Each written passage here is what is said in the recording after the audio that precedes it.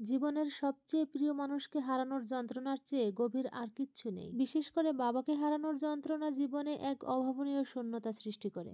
বাবার সাথে কাটানো প্রতিটি মুহূর্তই যেন জীবনে এক অমূল্য স্মৃতি হয়ে থাকে। বাবার সাথে কাটানো প্রতিটি সময়, তার শেখানো মূল্যবোধ আর তার স্নেহময় স্পর্শ আমাদের জীবনে এক গভীর প্রভাব ফেলে। রাজা ছাড়া রাজ্য আর বাবা ছাড়া বাবার বাড়ি দুই সমান। তবে আমি ভাগ্যবতী, আমার বড় ভাই আছে যে কিনা আমাকে সান্ত্বনা দেয়। বাবা না থাকলেও বাবার অভাবটা পূরণ করার চেষ্টা করে। বাবাকে ছাড়া বাবার বাড়ি আসলাম আমি এই দ্বিতীয়বারের মতো। বাবা, তোমার ছায়ার অভাব আজও আমাদেরকে তাড়িয়ে বেড়ায়। আজও তোমার স্মৃতিতে চোখের জল আটকে রাখতে পারি না। তুমি নেই, কিন্তু তোমার স্মৃতি আজও আমাদের হৃদয়ে গাথা। তোমার দেওয়া শিক্ষাগুলো আজও জীবনের প্রতিটি পদক্ষেপে পথ দেখায়। বাবা, তোমার হাতটা ছাড়া আজ জীবনের পথটা অনেক কঠিন। তোমার হাসি আর কণ্ঠস্বর আজও কানে বাজে। বাবা, তুমি আমার জীবনের শক্তি ছিলে।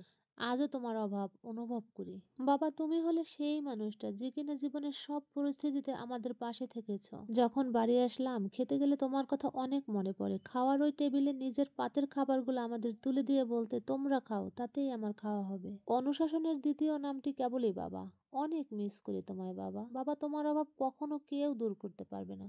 আসলে আমাদের জীবনটা কত সহজ। আগে ভাবতাম বাবা ছাড়া মা ছাড়া কিভাবে কাটাবো, কিভাবে দিনগুলো যাবে। অথচ বাবাকে ছাড়া সব করছি, খাচ্ছি, দাচ্ছি, আনন্দ করছি, ঘুরছি, সবই করছি, কিন্তু বাবা নেই। প্রতিটা মুহূর্তে, প্রতিটা কাজে যাই করি, যেদিকে তাকাই বাবাকে খুব বেশি মিস করছি। বাবা ছিলেন এমন একটি বৃক্ষ যিনি সবসময় আমাদের সকলকে ছায়া দিতেন। বাবাকে হারিয়ে আমি অসহায় হয়ে গিয়েছি। বাবাকে হারানোর কষ্ট সেই সন্তানই বোঝে যে কিনা বাবাকে হারিয়েছে। বাবা হয়তো তার সন্তানকে 9 মাস গর্ভে ধারণ করেন না, কিন্তু সারা জীবন বুকে আগলে রাখেন। বাবা ছাড়া দুনিয়া অন্ধকার। যার বাবা নেই সেই জানে দুনিয়াটা কতটা কষ্টদায়ক। বাবা, তুমি যদি আজকে থাকতে তাহলে কতই না ভালো হতো। তুমি নেই বলে পৃথিবী শূন্য শূন্য লাগে। তুমি চলে যাওয়ার পর বুঝতে পেরেছি তুমি কতটা ভালোবাসতে আমাদের, আর আমরাও কতটা ভালোবাসতাম তোমাকে। বাবার হাত যার মাথার উপর নেই, তার মতো কঠিন বাস্তবতার সামনে কেউ সম্মুখীন হয়নি। বাবারা কিন্তু কখনো কোনোদিন বলে না যে তোমাকে ভালোবাসে, বরং তিনি দেখিয়ে দেন যে তিনি কতটা তোমাকে ভালোবাসেন।